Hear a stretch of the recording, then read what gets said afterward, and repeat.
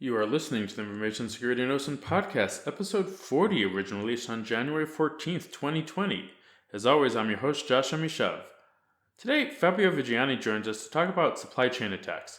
Fabio is the security team leader at TrueSec and recently published a really informative post on the SolarWinds hack.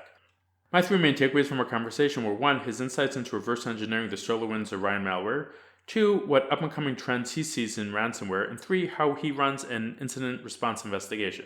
You'll enjoy those two things plus a bunch of other tips along the way. Direct support for this podcast comes from BreachSense. Stolen credentials are one of the most common methods used to hack into a company network. BreachSense gives you visibility into third-party data breaches which include your company's credentials. This enables your security team to reset stolen passwords before they're used to access your sensitive data. Head on over to breachsense.io/contact to start your free 7-day trial. And now, here's my conversation with Fabio. Fabio Viggiani, welcome to the show. Thank you. Thanks for having me. Great. It's great to have you on. I want to talk a bit about supply chain attacks today, but before we do that, can you tell us a bit who you are and what you do? Yeah, absolutely. My name is Fabio Viggiani. I work for a security firm based in Sweden and operating globally called TrueSec. I'm well, my role is of a technical lead for our security team, where we do things from incident response, threat intelligence, and then we have parts where we do also red teaming, penetration testing, secure coding. So there are a lot of things going on under in the team that I lead, but I personally work mostly on or with incident response and threat intelligence. But I do have my fair share of red team engagements in the background. Cool. So recently you wrote a post about the SolarWinds Orion attack. Before we get into that, can you explain a bit about what supply chain attacks are and what happened with SolarWinds? Sure. So, I mean, in a supply chain attack, you are, as a threat actor, you are targeting a vendor or a provider of software uh, to your target. So, I mean, in the SolarWinds case, SolarWinds produces software, and one of the things they produce is a component called Orion, and that is distributed to all the customers that use that product. Um, some of these customers were the target of this threat actor. So in a supply chain attack, you don't target your target directly, but you go through the software that they use. So you compromise the vendor or the producer of that software first. You inject your malicious code inside that, and then that gets distributed through the vendor. So that makes the entry point into your target environment much stealthier, because it comes through a legit channel that is the one that you normally use to get your regular updates and your regular software from your vendors. So it makes it a lot more advanced in terms of preparation and the different steps that are involved. And of course, you need to compromise more than just your target. And you also need to have better knowledge about what software your targets use and how it's distributed and exactly what type of or what components of the software you can use to inject your code. So it's not the type of attack that is done by the typical cyber criminal group, but it's more when we talk about APTs or advanced persistent threats, and in most cases nation state sponsored groups. So what were some of the behaviors that indicated that it wasn't a criminal group and it was an APT? Well, there are a few points. One, well, I mean, the investigation itself that is initially being conducted by FireEye, because they were the first ones reporting that they had a breach by this threat actor, and then that was later linked to the SolarWinds hack and then all the other targets. They initially already reported that some of the techniques and tools that they've seen used, they were possibly consistent uh, with the Russian-based nation-state actors. They did not confirm this. There have been, or initially they even said Russian-based. To be honest, they only said nation-state sponsor in terms of the sophistication and the techniques and types of tools and methods that they used. Um, then you have the fact that the targets or at least there is at this point not known like monetary gain from this attack. It might potentially come later. This is, it's not confirmed that it's the nation state actors, but normally a nation state attack doesn't. Uh, I mean, the objective is not to like steal data to sell for money, um, or I mean, there is usually a political motivation behind it of some sort. It's in most cases stealing intelligence data, but that data is probably never going to be revealed to the public. It's never going to be sold in the dark net or anything like that. So we have these factors, and also the scale of these attacks or of this particular attack is huge. SolarWinds and the backdoor introduced in the SolarWinds Orion software was sent out to, according to SolarWinds, potentially 18,000 customers. So either it's the largest cyber criminal operation ever, or it's a very large espionage operation potentially. Yeah, one of the interesting was is after I think there was you noted that there was a 12 to 14 day incubation period or pause after the initial infection Correct. till the secondary attacks started happening, which would also probably not be the standard modus operandi of a criminal organization who wants to monetize the attack. Exactly. And in addition to that, if you look at the timeline from the SolarWinds side, there have been, well, there is evidence showing that they have already introduced malicious code much earlier, like several months before the actual backdoor was introduced, just for testing that the whole process worked. And there are actually, I think it was just yesterday that SolarWinds published their own post about what they know so far. And the earliest is well, it was already 2019. So I mean, we're talking about a really long time window for this attack, and in most criminal operations, that's not what happens. The times are much shorter. Now, is this type of attack comparable at all to, I don't know, let's say Stuxnet, which targeted one specific target as opposed to 18,000? But are there any of the methodologies used similar? Well, I mean, I were to think about something that is specifically. I mean, in terms of methodologies, there is definitely the full understanding about the software. I mean, just the research that was done in the software that was used. If you take the Orion case, the code that was injected into the product was based on the existing code. So it was not just like adding a file or adding a class inside the code. So first of all, it was done by injecting the code during build time. So they didn't modify the source code directly, but they have injected their own code during the build process. So there was malware running on the build server that at the time of building, it would introduce or it would swap a certain file. And it does this also, or it did that with being very careful about not breaking the build process. And the code And itself, if you are to take the final product and reverse it, which is what's been done for research after this was discovered, you see that the terminology and the naming conventions used inside the backdoor code is very similar to the original Orion code. So if you are just to take a peek at the reverse code, you don't necessarily see like, okay, this code doesn't fit here, it doesn't belong here. You don't clearly see that. I mean, they use like function names, variable names, and structure of the code in a way that it resembles very well the original code. So in some cases, even a developer taking a glance at it would maybe not even realize that it's not legitimate code. So comparing that to other nation state attacks like Stuxnet, where there was an extensive sophistication and dedication into learning the software that was used for the attack, that is a typical nation state type of technique. yeah, one of the things that you mentioned was, and I think it was in a different interview, was that they used the Orion, or there's a SolarWinds protocol, and they actually used that protocol itself to carry out the attack, which I thought which kind of reminded me of Stuxnet's methodologies. That's Can right. you describe? Yeah, can you describe a bit about, like, when you approach this research? I think you were able to grab the vulnerable software within a couple days of the new initial news report before it was taken down. Mhm. What kind of steps do you do as a security researcher to reverse engineer and to figure out what's going on?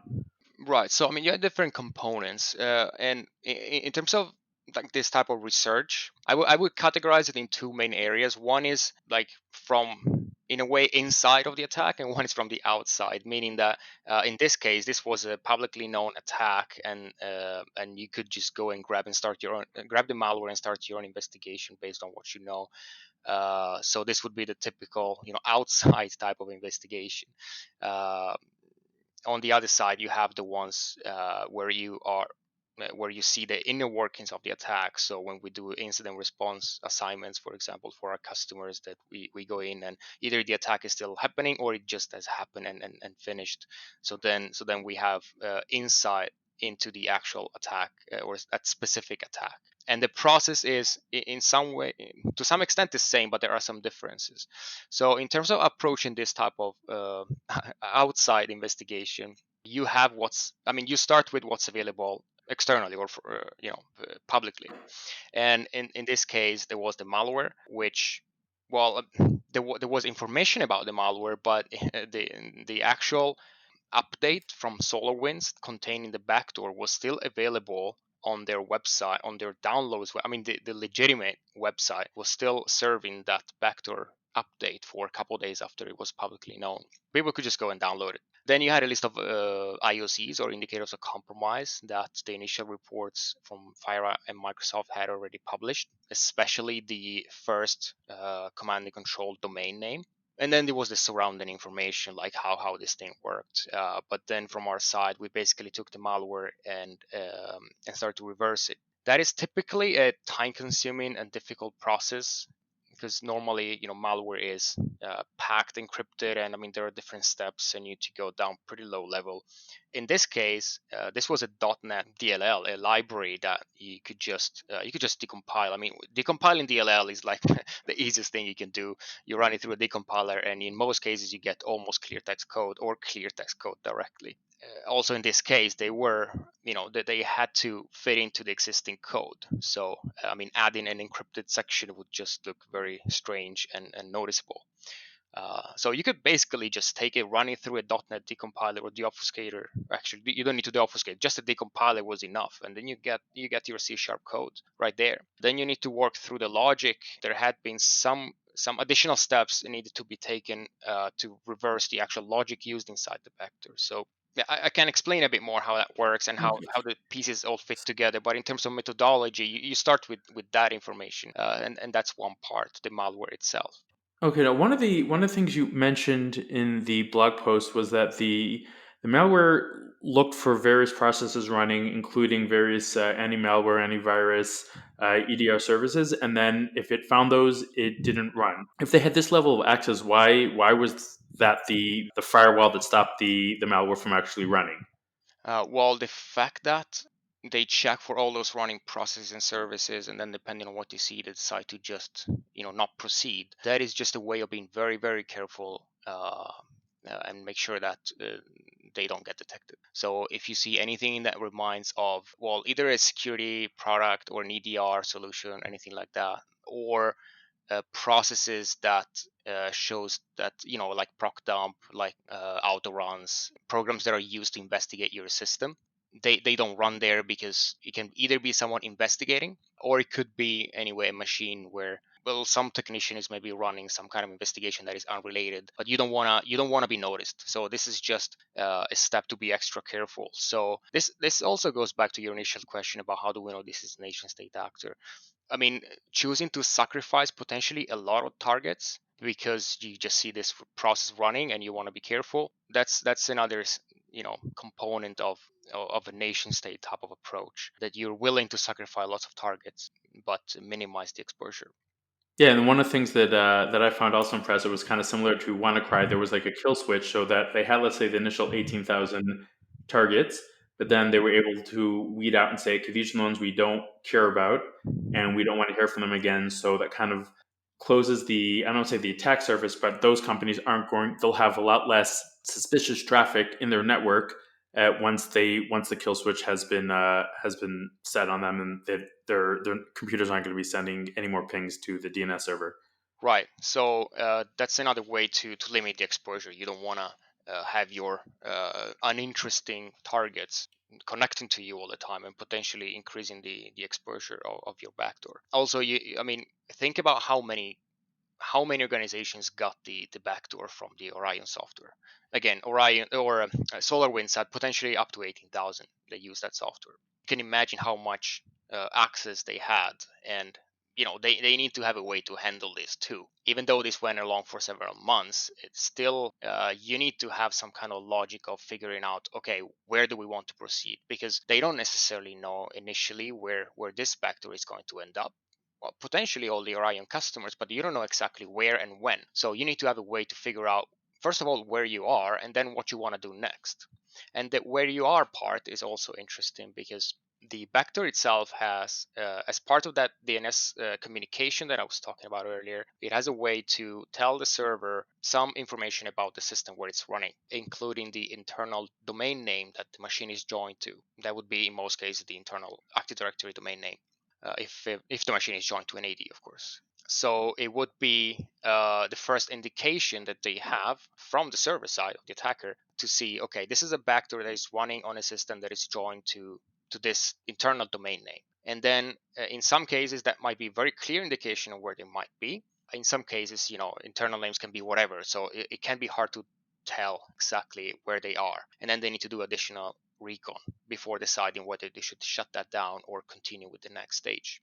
And to do that, they generate, or to provide that information, they generate the domain that they query for, or the host of the domain they're querying for is a dynamically generated value which is based on that information. So they take the domain name, they take a machine key from the registry to make sure that it's unique to the machine, and they take the MAC address of the interface, of the network interface of the system, and they put it together in an algorithm that creates this random string or random looking string, which is used as part of the query. So when it gets to the server, on that side, it gets decoded. That information gets in clear text, and it's displayed by the operators of the backdoor.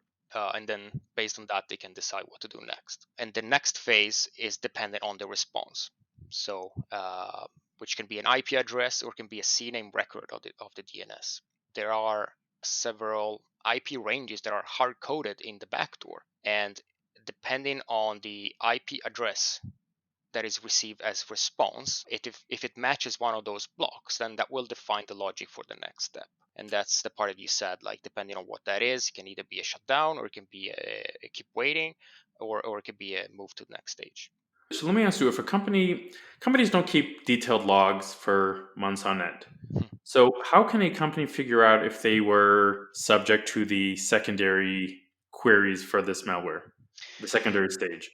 Yeah, that's not that easy. So if you don't have logs, if you don't have network logs, And are we specifically talking about DNS logs? well, for the first communication, yes, because that's what it does initially. But the second stage is actually HTTP based. So then if they want to move to the next stage, they provide an additional IP address on the fly, which is used for the HTTP based communication. And that is specific to the actual target. So they don't share infrastructure between targets for the next stage. So it makes it harder because you can't just take one of the known HTTP command and control servers that was used, and it was reported as part of the indicators of compromise provided by FireEye and Microsoft, because they would probably use a different one if you were a target for your. They would use a different IP address and infrastructure for the next stage to target EU as a specific target. So just looking at network data, the only static part is the DNS part, the initial one. So you really need to have good DNS logs. For that part, yes, but at the same time, if you have any type of network logging, HTTP, if it stretches back, this backdoor runs on the Orion servers, probably a one, two, or a few of those. You don't have that many, and it's not, this backdoor is not going to end up on any client or any server that doesn't have the Orion software. So you only have probably very few internal systems that had potentially the backdoor. So if you have network logs, you can just check, is there any outbound connections from these systems? Normally, those systems should not talk to internet. We see way too many times that server have full access to internet. But even if that's the case, it doesn't happen that often that they talk a lot to internet, even if they can. So if you try and find the pattern for those connections, this is the typical thing we do in incident response. When we suspect that there is an outbound connection from a system, we try to look at, like, based on the history of the logs that we have, what is the normal pattern. For example, you have servers maybe talking to Windows Update, you have server talking to whatever cloud service they use for managing some software they run. So you try to whitelist what's known good, and then you try to find anomalies. And that anomaly might be this second stage HTTP command and control server for the Orion attack. Okay, so how concerned should companies be about supply chain attacks, and how could they protect themselves against something like this? All right, in terms of concern, I mean, this attack is obviously a proof that this is a real threat, and it's something that may very well happen and has huge impact, and is also very hard to find. But at the same time, it also has a much lower likelihood to happen than other types of attacks like ransomware or cyber criminal types of operations, like stealing data or I mean for profit, and those types of attacks. And if you want, we can talk about that too, because it's really the huge chunk of attacks we see out there. But specifically for supply chain attacks, what you want to do is to, well, I mean, there are many things you can do, but if you need to start with two things. One is to ensure that your external dependencies, or that you are aware of all your external dependencies. For example, you run SolarWinds Orion, and then that's one dependency you have. There is a lot, in many cases, there is a lot of software and components that we either directly load or we somehow introduce from third parties or external parties that we're not really aware of. So doing that exercise of figuring out what are your systems dependent on, that would be step number one, to understand the risk. Once you understand the risk, then you might decide to live with it, or you might want to lower the risk. And that you can do by, well, reducing that number of dependencies. If you don't need to have all those third party components, maybe don't have them, or maybe have them coming through a different process where they don't maybe get it directly installed onto a critical server, but maybe go through a different stage. And then you have the internal types of dependencies, like if your server gets compromised, or running this third party component, and you have a supply chain attack coming that way, what can happen in your environment? That's the way that you should mostly look at it. And then it doesn't really matter if it's a supply chain attack, or if it's a phishing attack, or if it's a exposure of a vulnerable SharePoint site, whatever. Wherever they come from, you want to be able to, first of all, know if they get there, where can they go from there. So what internal types of dependencies do I have from that server or client? And then you need to make sure that you can see that as well. And then we talk about the detection and monitoring capabilities. So you need to be able to see that. I mean, we talk a lot about assume breach. You should assume that your systems are breached, not just the clients. You should assume that the service will be compromised too at some point. That's the safest way to do it, is to assume that they are. Then you need to make sure that you see it. So then you need software like EDR software to look at what's going on your systems, and then you need actual people, trained people, to look at it, to look at the alerts, and to set up custom detection rules and all that stuff. There are many good tools out there, but we see a lot of lack of detection, which would have saved a lot of organizations that fell to like ransomware and other types of attacks if they would only be able to see that in time. So you brought up ransomware. What kind of changes? It seems like it's an issue we've had for years. What kind of changes have you seen over the last year or two within ransomware? So the last couple of years has been pretty crazy on the on the ransomware side of things. If you look at ransomware historically, it used to be more like, well, you get ransomware, some user downloads something, they get ransomware, and their files get encrypted, their computer get encrypted, and maybe they had access to some network shares and they get encrypted too. Maybe you need to pay, $500 for a key. Those were the old good times. They feel so old now. They were just a few years ago. Now the whole thing's changed a lot, because at some point someone realized, like, wait a second, why do we want to run ransomware just on the client that runs the thing? Why don't we just compromise the entire enterprise first, and then we do a full deployment of ransomware on all their servers at once? And then we don't ask for $500. We actually ask for an amount of money that the company would be willing to pay, considering that if they don't, they would be out of business in a week. So then this took a whole different turn, and is growing at a really big scale. And there are a lot of professional cybercrime groups that specialize on this. So like I said, first, first they compromise the whole infrastructure, and that's typically something that happens in a fairly short amount of time. I mean, we have statistics that show that from the time they breach the first system, whether it's a client running malware from a phishing attack, or whether it's a exposed VPN server without MFA with a weak password for users, it's a vulnerable web application with a SQL injection, whatever. From there, it usually takes a matter of hours to go from there to full domain administrator access into an Active Directory enterprise environment. Then you have the time from there where they start the next phase, which is data discovery, and then eventually the deployment of the ransomware. So, like I was saying, there are these specialized teams that do this. Basically, it's their primary or it's their only type of attack that they do. They specialize in compromising entire infrastructure and deploying ransomware. This also means that there is a huge flow of money coming into that world because companies do pay, and they do pay a lot. And most of those we actually never get to know from a public perspective. A lot of the incident response that we do, we see that a large percent of organizations actually pay.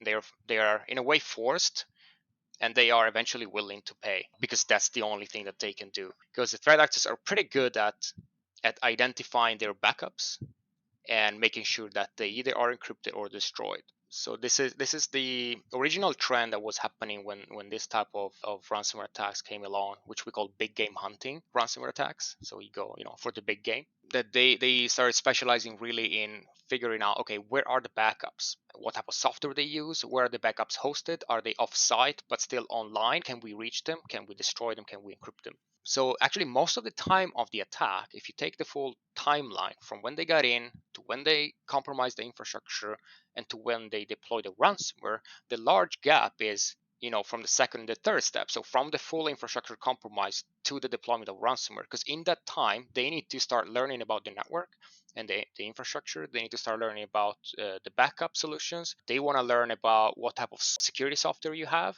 because as part of the last stage before encryption from ransomware, they also normally disable all the security measures you have. Typical cases, it's done either through a group policy from Active Directory. You send out just uninstall this AV software you're using, and then you deploy the ransomware through a policy, or you just do a straight code execution on all the systems like PSX, remote WMI, and those like typical techniques for code execution on remote systems. Because once you're admin and once you're in the network, you just operate as a regular IT admin. Instead of pushing an update to your clients and servers, you just push ransomware and a script that disables all the security products first. So it takes some time for them to go from those two stages. So let me ask you: is there's like a trend that at least I've seen lately that attackers are using the data they capture for blackmail as opposed to encrypting the data? Is Mhm. that a growing trend, or is that just isolated incidents? That is definitely a strongly growing trend. That's what we call a double ransom. So what they do is before doing the encryption, they make sure that they steal data. And the reason why the process takes long, in addition to finding backups and security software, is because they want to find the sensitive and critical data for your business and make sure that they steal that information. Because then they can threaten you to leak it if you don't pay. That's why we call it double ransom, because you pay both for the decryption key and you pay for your data not being leaked or sold to your competition. Then, of course, from a threat actor perspective, like who's gonna say that if you pay, they're not gonna sell it anyways? But at least they put extra pressure on the victims to pay.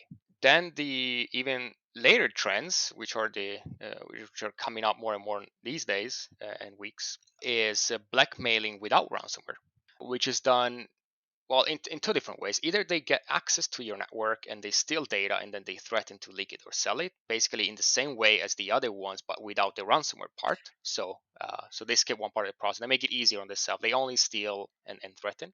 And the even lazier version of this is is that they don't even breach your company.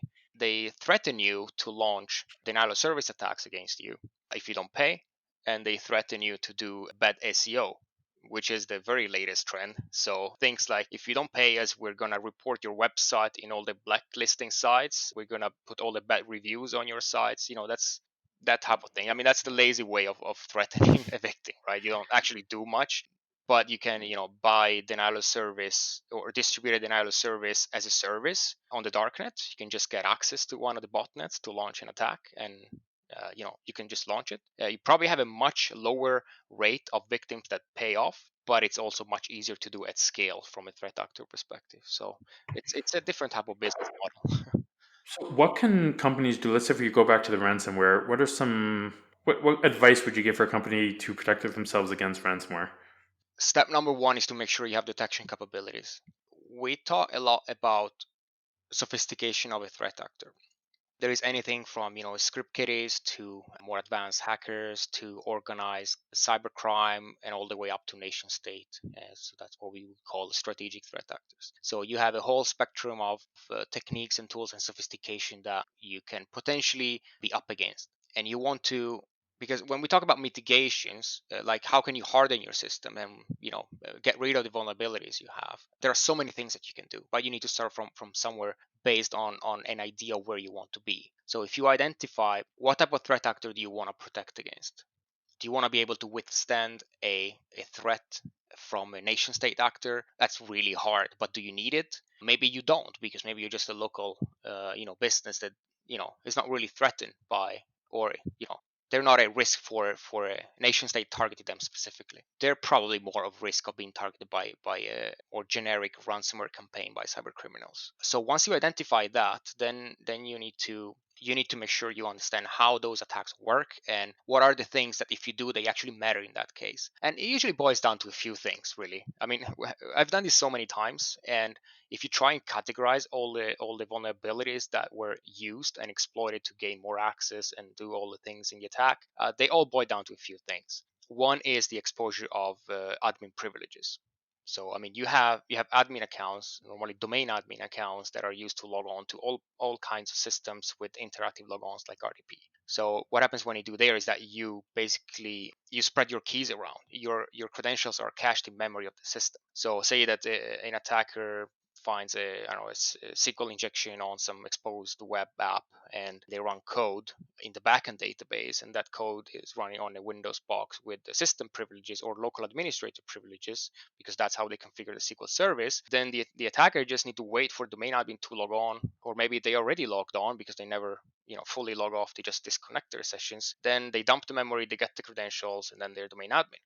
So it takes them 5 minutes because you can just use in-memory Mimikatz modules from different frameworks and so on. So there are easy ways to do that, and it's also really hard to protect against if you have admins that have that type of behavior, and if you don't have technical restrictions for where the admins can log on interactively. So all this to say that it's a common problem, but it's also very well known. There is pretty good documentation on Microsoft side on how you do an actual tiering model of your Active Directory and identity model for making sure that you don't expose credentials where they shouldn't be. And I I could talk 2 hours about this, so I'll try to cut it short, but there are good guidelines about that, and that's one important part. So making sure your identities are not exposed. And then you have another common thing is that you have unpatched and unsupported operating systems. I mean, we still see the occasional 2003 server, not that occasional even. If you take a large organization, there is still today in 2021, there is still a fairly good chance that you'll see a Windows Server 2003. Which, I mean, you can throw whatever kind of exploit at it. It's going to be really hard not to get local system execution just running some exploits on an old 2003 box. And that's another thing that ransomware operators love to do when they get the first access to the environment. Yeah, they just scan for all the old systems and they jump on those. And then it doesn't matter if it's a new system or an old system. If you have a domain admin logged on, you're still going to get domain admin. So those are two main things. And you want to make sure that you combine that with the capabilities of detection. So we look at these as two different things. On one side, you can harden and you can mitigate and try to remove the vulnerabilities, which will take the time of the attack, will make it longer, because it will take longer for the threat actor to go from the first entry to full compromise. But at the same time, you need to be able to see the breach, to see the activities of the threat actor in that time. Because if you're blind, it doesn't matter if it takes them 5 minutes or 5 months. You still don't see it, and eventually they will manage to do what they want to do. You need to have your eyes on what's happening on your systems, and that's why I talk a lot about detection capabilities and monitoring 24/7. Excellent. Thank you. Great advice. If somebody wants to follow what you're doing online or get in touch with you, what's the best way to find you? Well, we post stuff on the TrueSec blog, so it's not just me; it's all my colleagues too, trying to bring us some awareness and also talk about what we do. Otherwise, me specifically, you can find me on Twitter, Fabio_Viggiani. Yeah, those are the main ways to Okay. get me. All right. Well, thank you very much for coming on the show. This was very informative, and it's been great having you. Thank you for having me. All right, that's it for this week. If you have any feedback or questions, please tweet at me at Jamus, JAMUSC. And if you got value from this episode, then please share it with a friend. See y'all next week.